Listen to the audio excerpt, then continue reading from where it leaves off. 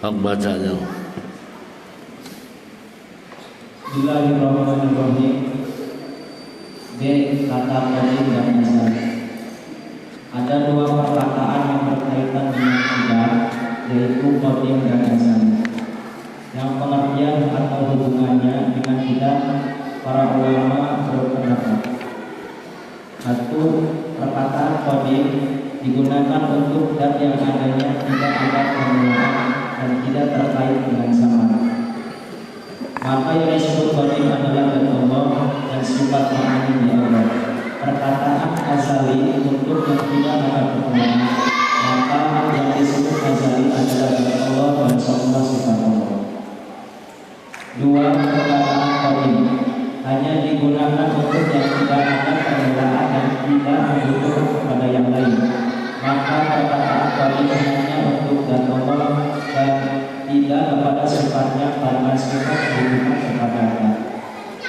Perkataan azali untuk yang tidak ada permulaan, baik yang berdiri sendiri atau bersandar kepada yang lain. Maka perkataan azali untuk zat Allah dan seluruh sifatnya. Tiga, perkataan qadim dan azali sasarannya sama untuk yang tidak ada permulaan. Maka seluruh sifat Allah dan zat Allah bisa disebut tidak, bisa pula disebut azali.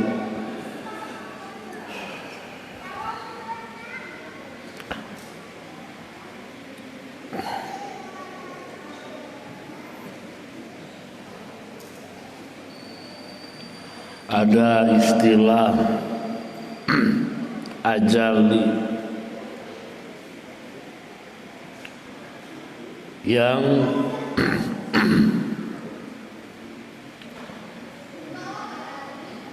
dibandingkan dengan qidam.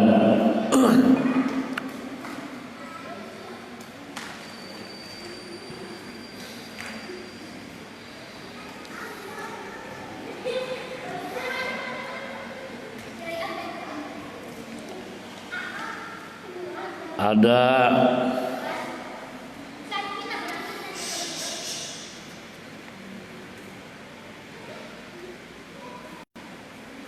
beberapa pernyataan. Pertama, qadim dat yang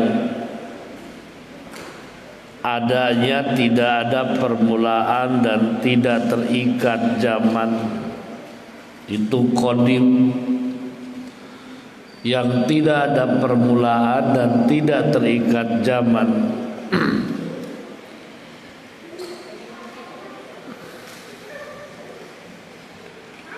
maka yang disebut qadim kalau dasarnya itu tidak ada permulaan dan tidak terikat zaman,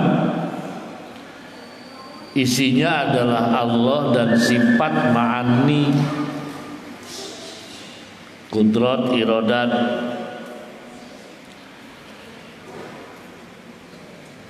Kemudian dia berpendapat yang namanya ajali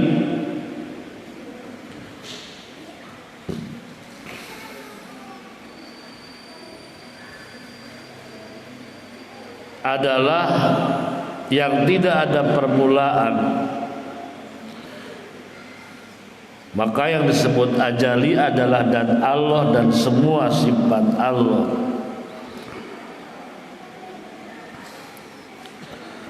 Qadim yang adanya tidak ada permulaan dan tidak terkurung oleh zaman. Ajali hanya tidak ada permulaan.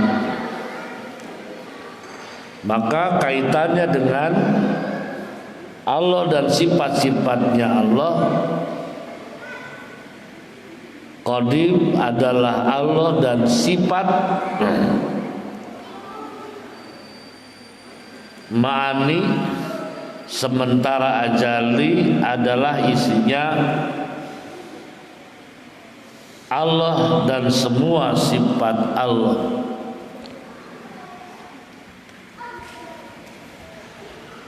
Pendapat kedua, qadim digunakan untuk yang tidak ada permulaan dan tidak membutuhkan kepada yang lain. Yang tidak ada permulaan dan tidak butuh kepada yang lain, satu adalah dan Allah. Karena sifat Allah butuh kepada dan Allah, tidak kepada sifatnya, karena sifatnya butuhkan kepada dan.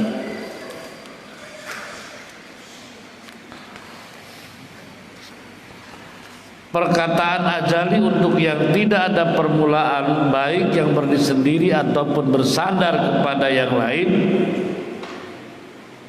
maka perkataan ajali untuk dan Allah dan seluruh sifat-sifatnya.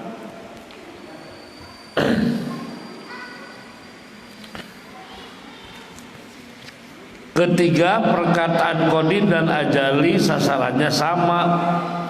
Untuk yang tidak ada permulaan, maka seluruh sifat Allah dan Allah bisa disebut qadim, bisa qidam, bisa disebut ajali.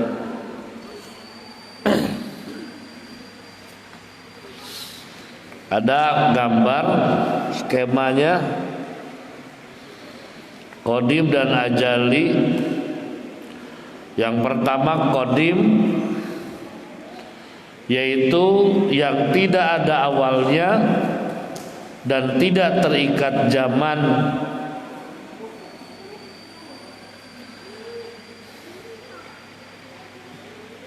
Isinya ada Allah dan sifat ma'ani.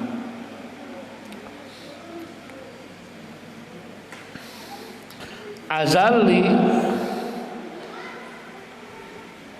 pendapat yang pertama hanya yang tidak ada permulaan, yaitu Allah dan seluruh sifatnya Allah.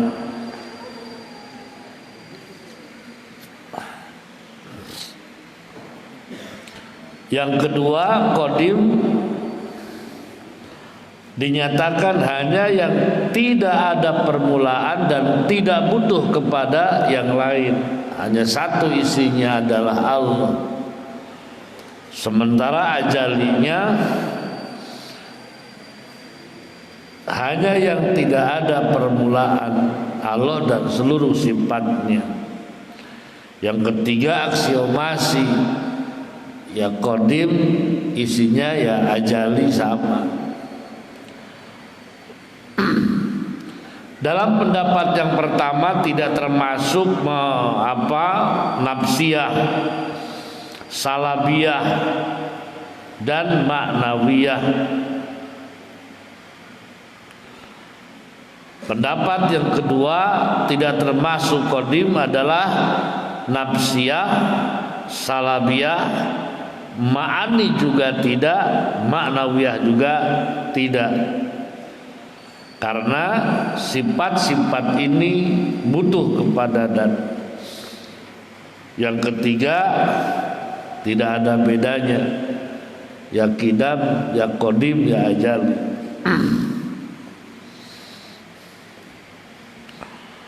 Tabel pengertian qadim dan ajali. Satu, yang wujud, qadim yang wujud, yang tidak ada permulaan, isinya dat Allah dan sifat ma'ani. Ajalinya dat Allah, salabiyah, ma'ani, ma'nawiyah, semuanya ada. Umum, khusus, min, itlaq, nanti diurai konkret. Kemudian yang dua, al-qaim binafsi, yang tidak butuh kepada yang lain, yaitu hanya dat Allah. Sementara ajalinya yang tidak ada permulaan dan al-qaimun bin nafsi, isinya dat Allah, ma'ani, salabiyah, manawiyah. Kemudian yang ketiga itu aksiomasi. Terus C. Dalil akli sifat qidam. Dalil akli atau logika yang menunjukkan kepada qidamnya Allah adalah apabila Allah tidak ada, pasti adanya Allah didahului dengan tidak ada. Sedangkan proses dari tidak ada kepada ada pasti memerlukan kepada yang mengadakan atau mencipta. Andaikan yang menciptakan Allah itu adalah Allah yang kedua, maka Allah yang kedua pun pasti tidak ada. Sebab perbedaannya tentu membutuhkan pencipta lagi seperti Allah yang pertama. Kalau diperkirakan pencipta Allah yang kedua itu adalah Allah yang pertama, maka pasti timbul problem down, yakni perkara yang pertama membutuhkan yang kedua, dan yang kedua pun membutuhkan kepada yang pertama. Hal seperti ini adalah mustahil wujud atau tidak mungkin adanya. Kalau diperkirakan pencipta Allah yang pertama adalah pencipta Allah yang kedua, kemudian pencipta Allah yang kedua adalah Allah yang ketiga, yang ketiga diciptakan oleh Allah yang keempat, dan terus menerus sampai tidak ada akhirnya, maka terjadilah problema tasalsul, yakni proses berantai sampai tak berkesudahan. Hal ini pun mustahil wujud seperti daun. Oleh karena proses daun dan tasalsul adalah mustahil, maka tetaplah bahwa Allah itu tidak. Firman Allah yang memperkuat dari ahli tersebut dalam surat Al-Anbiya ayat 22. Bismillahirrahmanirrahim. Lau kana fihima alihatun illallahu lafasadata. Artinya, seandainya di langit dan di bumi ada lagi Tuhan selain Allah atau yang Maha Tunggal, maka hancurlah bumi dan langit itu. Sekarang langit dan bumi telah bersaksi ada. Ini merupakan tanda yang positif kepada tidak adanya lagi Tuhan selain Allah. Setelah akal menemukan adanya, harus adanya dan pencipta atas kejadian makhluk yang keberadaannya selalu diawali dengan tidak ada dan berakhir dengan tidak ada,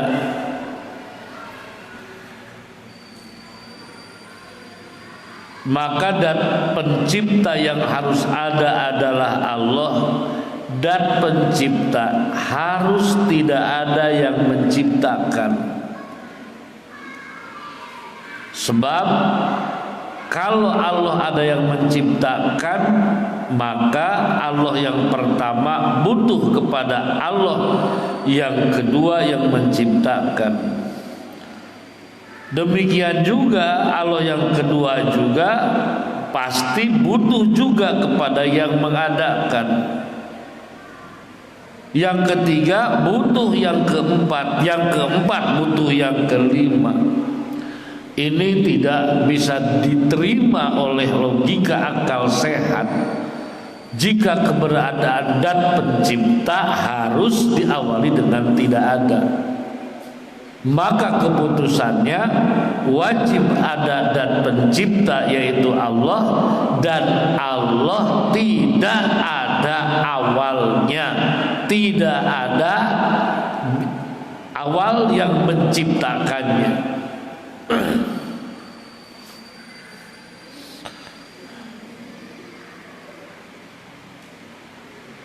Jadi setelah kita menemukan Allah itu ada, maka akal menyatakan bahwa tidak boleh dan pencipta diawali dengan tidak ada.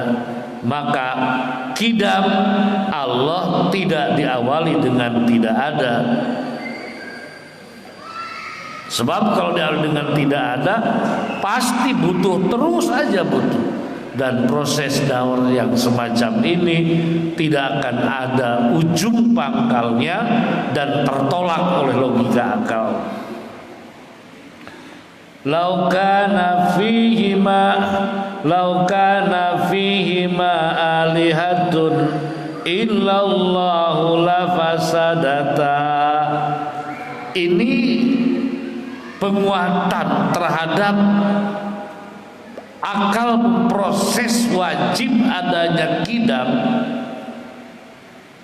Firman Allah, Seandainya di langit dan di bumi ada lagi Tuhan selain Allah, maka hancurlah bumi dan langit.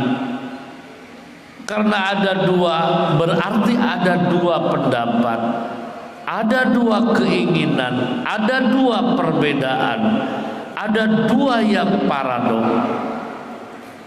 Bisa kita bayangkan, bumi ini bukti tidak ada kehancuran. Langit tetap terjunjung di atas, bintang tetap gemerlap di tengah malam, matahari datang dan pergi, bulan juga demikian. Ini semua membuktikan bahwa tidak ada dua Tuhan, tidak ada dua dan pencipta, hanya satu dan pencipta, dan tidak ada yang menciptakan. Teu aya awal. Terus pengertian dan dari nafi sifat tidak. Firman Allah dalam surat Al-Hadid ayat ketiga, Bismillahirrahmanirrahim, Wal awwal wal akhir. Artinya, dialah Allah yang awal, adanya sebelum yang lain, dan tidak didahului dengan tidak ada. Tadi penguatan terhadap dan pencipta tidak boleh ada diawali dengan tidak ada.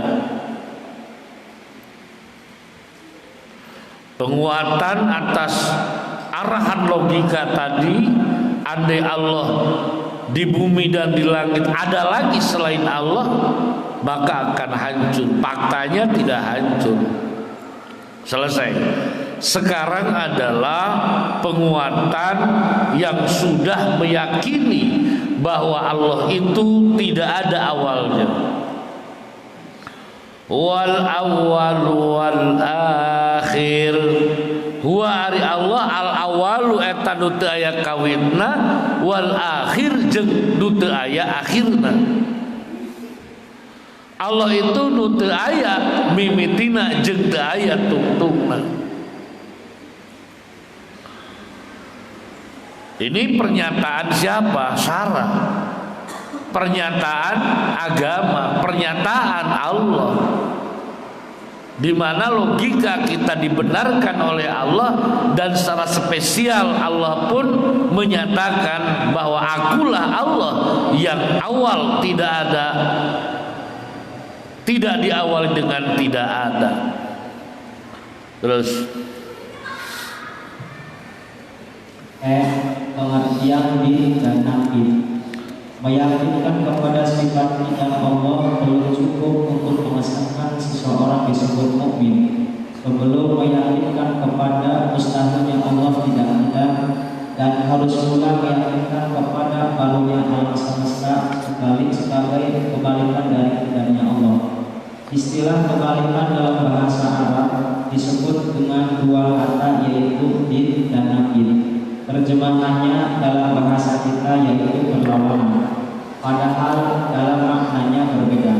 Satu, din maknanya adalah dua materi kata yang berlawanan, yang tidak bisa kumpul dalam satu titik, dan kedua-duanya bisa hilang, seperti hitam dan putih. Keduanya tidak bisa bersatu dalam satu titik, tapi bisa hilang kedua-duanya. Berarti diganti dengan warna lain, yaitu atau seperti panjang dan pendek, ada pertengahannya. Dua, nakid maknanya adalah dua materi kata yang berlawanan yang tidak bisa kumpul dalam satu titik, dan keduanya tidak bisa hilang dari satu titik, yakni harus ada salah satunya. Seperti siang dan malam, tidak bisa ya siang ya malam. Kalau tidak siang pasti malam, dan kalau bukan malam pasti siang. Tidak ada pihak ketiga sebagai penggantinya, malam tidak, siang pun tidak. Dalam istilah ilmu tauhid, itu berarti nakid, yakni bila mana ditetapkan sesuatu, maka kebalikannya harus hilang. Seperti Allah wajib puasa, maka mustahil Allah tidak puasa. tidak bisa dikatakan terkadang puasa terkadang lemah. Di dalam keyakinan ketauhidan kita kepada Allah,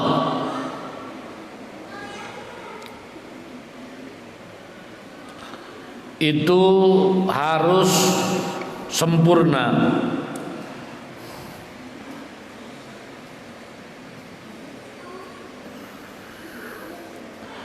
Tidak cukup hanya menentukan adanya tanpa meyakini ketidakadanya.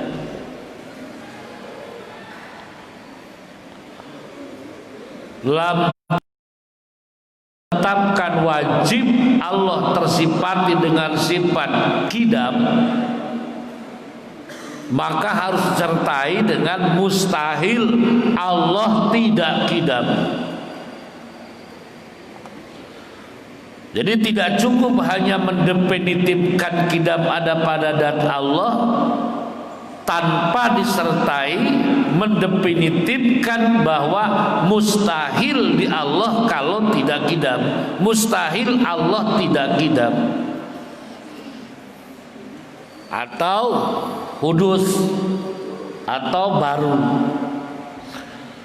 Jadi menetapkan Allah itu adalah qidam juga harus memustahilkan Allah itu baru, hudus.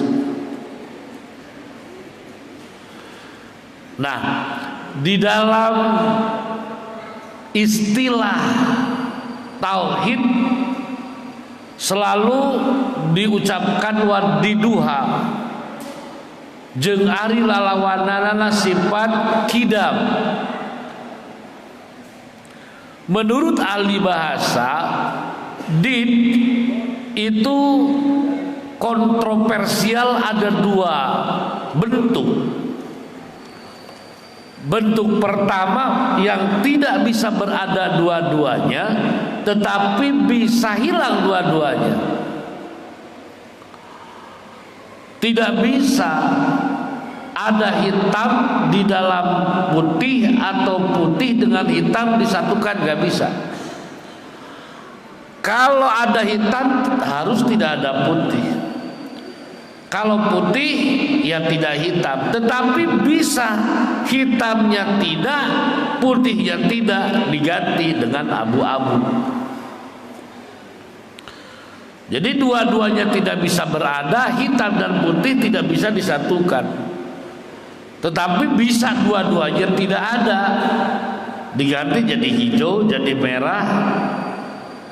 Putihnya tidak ada, hitamnya pun tidak ada, tetapi apa?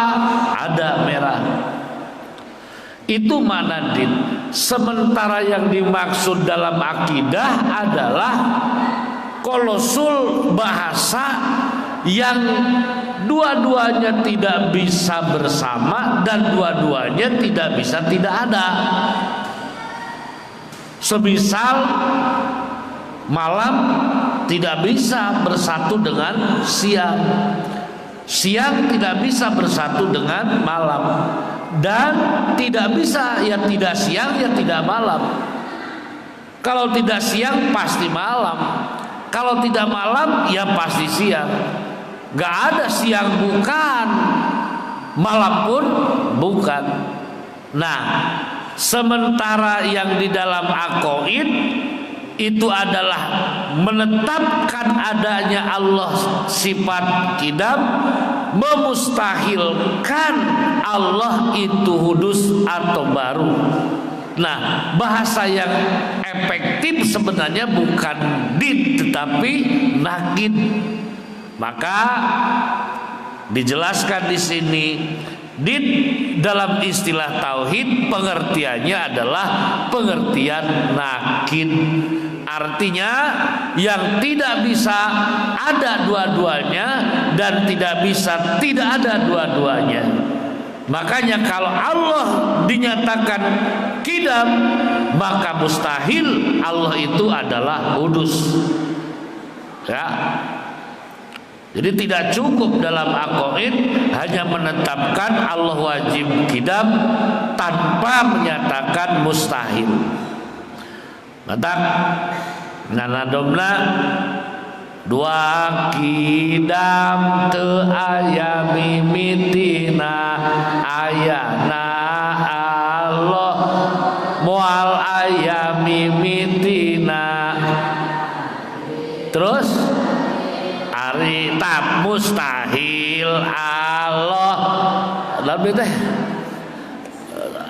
kidam teu aya mimitina mustahil aya mimitina.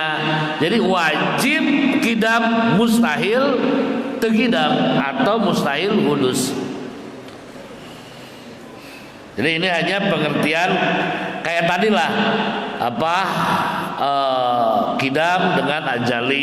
Di sini juga dijelaskan lagi ada did yang di sini maksudnya adalah nakid. Dalam istilah ilmu tauhid itu berarti nakid, yakni di mana ditetapkan suatu maka kebalikannya harus hilang. Seperti Allah wajib puasa maka mustahil Allah tidak puasa. Tidak bisa dikatakan terkadang puasa, terkadang lemah. Jadi harus ada tegas, harus tegas. Terus dua sifat batok. A. Pengertian batok. Arti batok adalah kekal atau abadi. Pengertiannya menurut ilmu tauhid ada 3 makna. 1.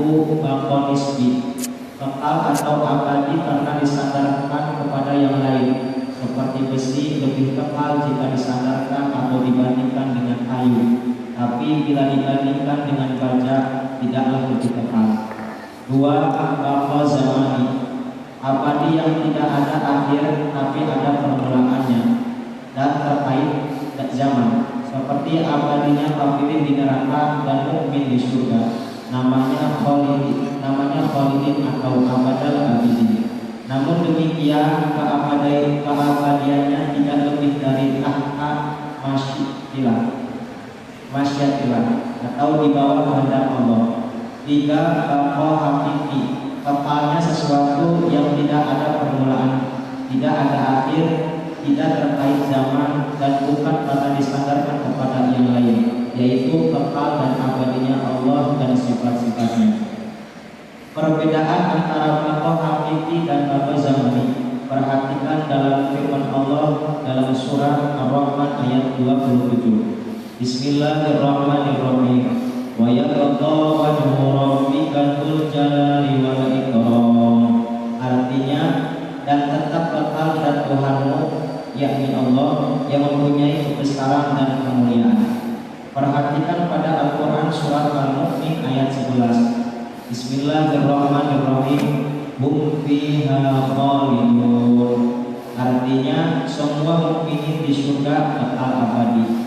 Materi kata yang dipakai dalam surat Ar-Rahman untuk Allah dengan kata yang kok, dalam surat Al-Mu'min dengan kata khalidun, artinya sama kekal abadi. Hanya kekalnya Allah wajibul wujud, sedangkan kekalnya mukmin di dalam surga adalah mungkin wujud, karena ada dan kekalnya diciptakan Allah. selesai sifat yang kedua dari salabiyah. Sekarang dari salabiyah sifat kedua, ketiga dari sifat yang wajib 20. Kalau di salabiyahnya ini yang kedua, yaitu bako. Bako artinya kekal, abadi.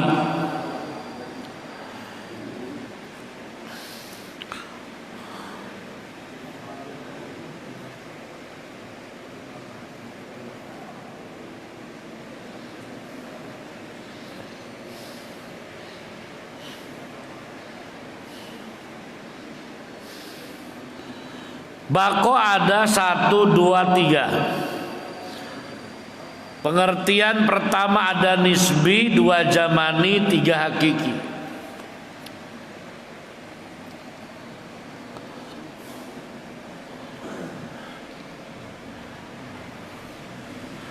Nisbi itu dibandingkan, dinisbatkan. Zamani adalah terikat dengan zaman, dan hakiki yang tidak zamani dan tidak nisbi. Lebih lama, mungkin lama, long time, lama waktunya karena dibandingkan. Besi lebih lama umurnya, lebih kekal dibandingkan dengan kayu. Tetapi tidak menjadi kekal besi kalau dibandingkan dengan baja. Baja lebih kekal daripada besi, tapi tidak lebih kalau dibandingkan dengan titanium. Nah, itu adanya kekal, adanya abadi, istilahnya lebih lama karena dibandingkan. Kalau yang dianggap lama karena dibandingkan, itu namanya yang ada di makhluk atau nisbi. Allah tidak demikian. 2 zamani, zamani terikat zaman. Manusia di surga abadi, manusia di neraka abadi. Kemudian Allah berfirman, wa yabqa rabbika dzul jalali wal ikram, dan tetap kekal dan Tuhan Allah yang punya kebesaran dan kemuliaan. Nah,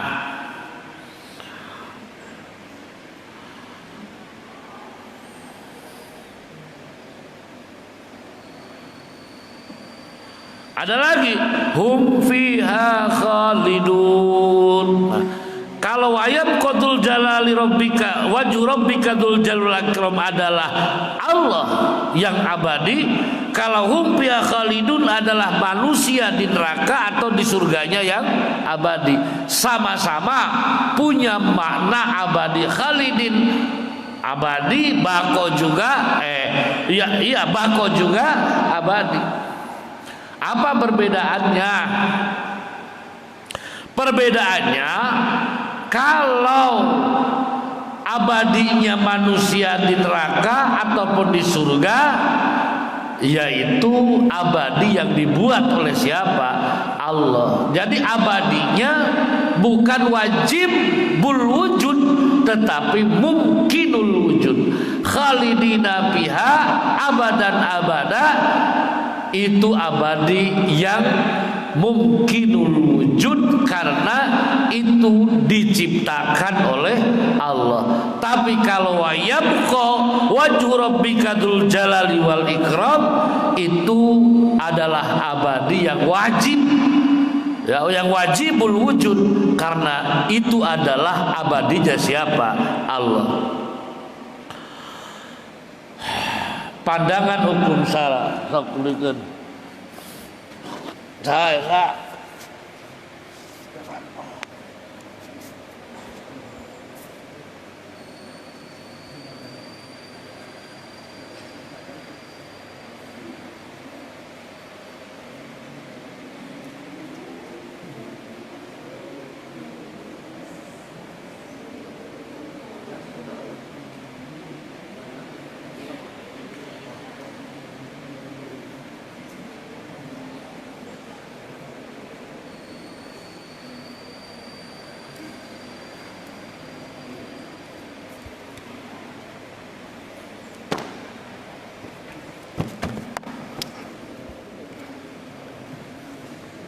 Bismillahirrahmanirrahim. Lagi-lagi kita dihadapkan dengan ikhtilaf para ulama dalam membahas tauhid muncul ikhtilaf, sebagaimana yang sering disampaikan bahwa ikhtilaf dalam pembahasan tauhid yang diikhtilafkan bukan mu'taqadatnya, ya, bukan mu'taqadatnya. Di sini berbicara tentang qadim azali, yang dipersoalkan bukan kidamnya Allah. Kidamnya Allah tidak dipersoalkan. Sepakat semuanya bahwa adanya Allah itu memiliki, berhak mempunyai sifat kidam yang adanya tidak ada permulaan. Tapi yang diperbincangkan di sini adalah istilah al-qadim wal azali. Seperti halnya kita dihadapkan juga dengan persoalan arti asal kata daripada qadim dan wujud. Ada qadim, ada bukan qadim kidam, ada kidam dzati, ada kidam idhofi, ada kidam zamani. Itu juga bukan pembagian sifat kidam, karena zat Allah dan sifat-sifat Allah itu wahdaniyat, ya, satu persatu daripada jenis sifat Allah itu tidak ada bilangan, tidak ada rangkepan. Kalau kita berbicara tentang kidam azali, kidam zamani, kidam idhofi, kidam dzati, itu bukan pembagian sifat kidam, tetapi istilah kidam menurut asal bahasa. Begitu juga wujud, ada wujud dzati, wujud idhofi, wujud aridi. Itu juga bukan pembagian sifat kidam yang pasti ada di Allah, tapi itu juga istilah daripada wujud. Di sini yang diperbincangkan juga bukan masalah memperbincangkan sifat kidam adanya di Allah, tetapi kata bahasa istilah al-qadim al-azali. Kita singkat bahwa qadim dan azali, pertama ada dua pendapat, ya. Menurut pertama itu beda, qadim dan azali itu beda. Menurut yang kedua itu sama, atau bisa kalau dalam Kifayatul Awam, ya, yang pertama itu apa? Beda kan? Yang pertama itu mutarodif, ya. Qadim dan azali itu dua-duanya adalah mala awwala lahu. Lalu yang kedua berpendapat beda antara istilah qadim dan azali. Maka dari yang kedua ini ada dua, jadi jumlah 3 kaul tentang istilah al-qadim dan azali. Itu di dalam Jauhar Tauhid pun para ulama ada 3 pendapat tentang istilah qadim dan azali.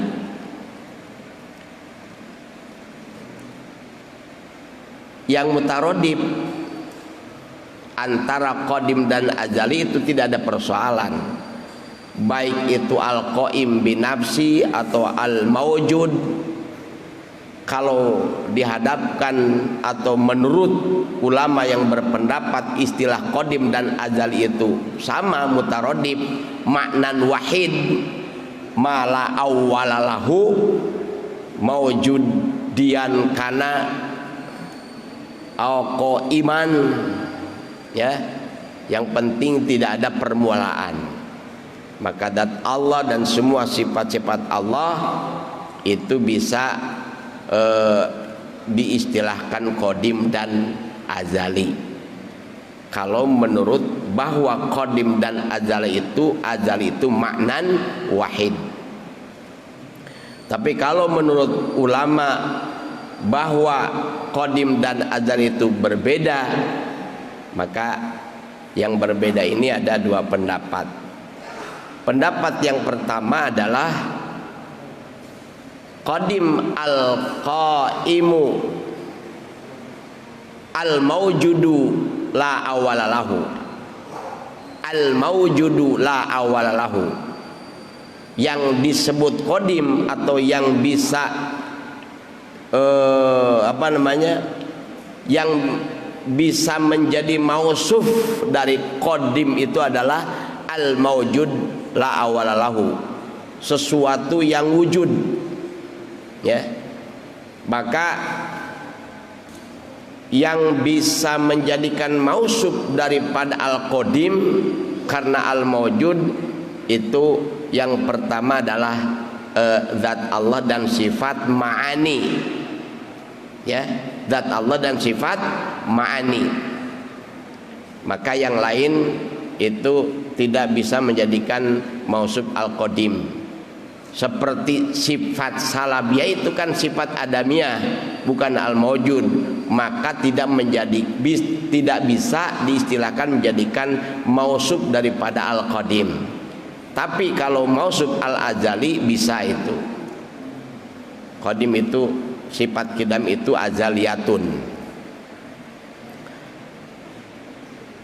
Yang kedua daripada ulama yang menyebut beda antara qadim dan azali, memberikan tarif al-qadim itu adalah al-qaimu, ya, al-qaimu binafsihi la awwalalahu, sesuatu yang menetap pada zat.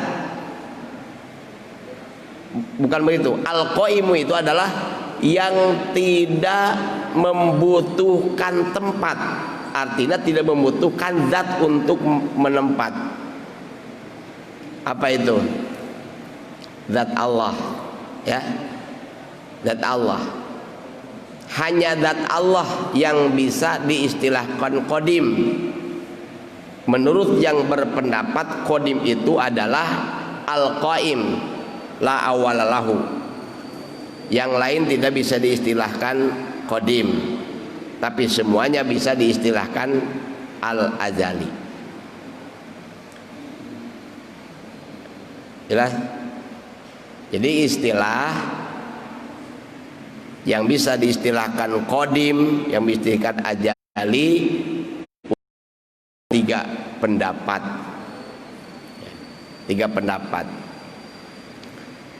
Kalau untuk memudahkan untuk masyarakat sudah aja yang berpendapat bahwa qadim dan azali itu bimaknan wahidin, yaitu mala awwala lahu, sesuatu yang tidak ada permulaannya.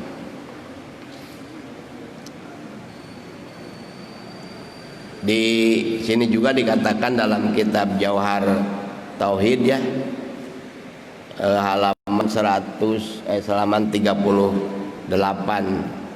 dina kitab nu mahal nih, udah anyar, ya. Wa alam anna lahum bil qadim wal azali salah satu aqwal. Al awal annal qadim huwal mawjud alladzi labtida li wujudihi, wal azali ma la awwala lahu adamiyan aw wujudiyan. Faqulu qadimin azaliyun wala aksa. Pendapat yang pertama, qadim itu adalah al-mawjud, yang mawjud yang ada, tidak ada permulaan. Sedangkan azali itu lebih umum, pokoknya semua yang tidak ada permulaannya, baik adamian atau wujudian. Maka menurut yang pertama, setiap qadim itu bisa disebut azali, tidak sebaliknya. Setiap qadim itu azali karena azali itu ma la awwala lahu. Yang kedua adalah yang berpendapat qadim itu adalah al-qaim, itu bedanya cuma itu. Pendapat yang pertama, al-qadim itu adalah al-mawjud. Pendapat yang kedua, al-qadim itu adalah al-qaimu binafsi. Apa ya al-qaimu binafsi? bukan yang menetap pada zat. Al-qaimu binafsi itu yang tidak membutuhkan mahal zat untuk menetap. Berarti hanya siapa itu? Hanya Allah. Al-qaimu binafsi itu hanya Allah yang termasuk al-qadim menurut yang kedua. Kalau menurut yang ketiga, anna kullan minhuma ma la awwala lahu adamian aw judian qaiman bi nafsihi aw la. Pokoknya nu katilu mah tong riweuh-riweuh we cenah lah. Qadim dan azali itu sesuatu yang tidak ada permulaannya, baik itu wujudian aw adamian aw qaiman bi nafsi aw la qaiman bi nafsi. Itu menurut yang ketiga, yaitu yang mengatakan bahwa qadim dan azali itu bimaknan wahid, hanya satu makna, artinya muradib. Kata qadim dan azali adalah muradib. Ayat ta'addada lafdu wa hidal makna. Loba lapadna tapi hiji mana nama eta keneh. Sakur mala awwala lahu. Itu nanti akan disampaikan juga, mungkin ada pertanyaan-pertanyaan dari para peserta diklat.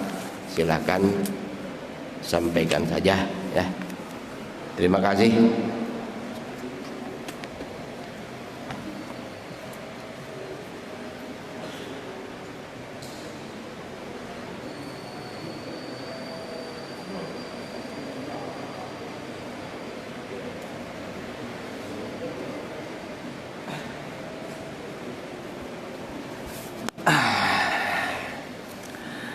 Bismillahirrahmanirrahim.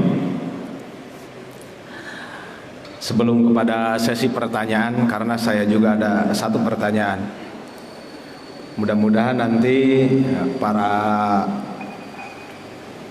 rekan-rekan ataupun santri bisa menjawab. Ada satu lagi yang tadi ada did bimakna nakid. Ada did bimakna nakid. Kalau di dalam tauhid, did itu adalah nakid. Karena kalau perspektif ulama manatikoh itu berbeda antara did dan nakid. Tetapi kalau di dalam tauhid itu adalah ad-did huwa an-nakid wa nakid huwa ad-did. Wa anwa'ul munafat indal manatikoh arba'atun. Bahkan bisa ditambah lagi dua, ada al-khilafain, ada al-mithlain. Jadi warna-warna perbedaan itu diklasifikasikan menjadi opat. Hiji aya tanafid didain. Hiji aya didain. Apa itu didain? Didain itu al-ma'nayani al-wujudayani al-wujudiyani alladzani bainahuma ghayatul khilaf wala yatawaqqafu ta'aqqulu ahadihima ala ta'aqqulil akhar. Itu yang pertama naqidoin. Naqidoin itu ijabus syai' wa salabuh, menetapkan dan mentiadakan. Kudrot jeung ajzu, kudrot jeung teu kudrot. Ya, itu namina nakid. Jadi kudrot jeung teu kudrot namina nakid. Kidam jeung teu kidam namina nakid. Aya deui did. Did jeung did. Ari did mah al maknayani al wujudayani, duanana bersifat ayat. Alladzani bainahuma ghayatul hilaf, duanana beda. Bari wala yatawaqqafu ta'aqqulu ahadihima ala ta'aqqulil akhar. Contoh bodas jeung hideung. Bodas aya, hideung oge aya. Ngarti bodas teu kudu ngarti kana hideung, ngarti hideung bodas. Ada aya nu teu bodas teu hideung, hejo. Itu didain versi mantek. Nah, kalau di dalam tauhid wadidduha, did itu bimakna nakid, bukan did versi ulama mantek. Karena kalau versi ulama mantek ada yang ketiga, dua nana kudu wujud, bodas jeung hideung. Bodas aya, hideung aya nu teu bodas, aya nu teu hideung. Hejo ta eta mah namina did ceuk mantek. Aya Adam wal malakat. Adam wal malakat itu wujudu syai'i wa adamuhu amma min sya'nihi ayyatasifa bihi. Contoh basor jeung amma, umyun, ningali jeung lolong. Kuduna mah ningali, ngan ieu teu ningali ngaranna naon? Lolong. Eta Adam wal malakat. Aya deui nu terakhir mutadhayifain. Ari mutadhayifain mah al amrani al wujudayani alladzani bainahuma ghayatul khilaf wa yatawaqqafu ta'aqqulu ahadihima ala ta'aqqulil akhar. Bapak jeung anak, bapak aya, anak oge aya, ngan ngarti ayana bapak ngadago kana ngarti ayana anak. Moal aya bahasa anak lamun teu aya bahasa bapak, itu namina mutadhayifain. Aya deui dua, khilafain jeung mislain. Khilafain itu bodas jeung usik. Kuduna mah bodas, lamun kuduna mah naon? Usik jeung cicing. Usik jeung cicing naon eta? Versi mantikola. Usik jeung cicing naon eta? Nakid. Versi mantek bukan did. Usik jeung cicing. Ayeuna bodas jeung usik ngaranna tanafi khilafain. Aya deui mitlain, bodas jeung bodas. Ta menurut muhaqqiqin mislain itu termasuk anwaul munafat. Sabab bodas moal ngancik dina nu bodas deui. Itu.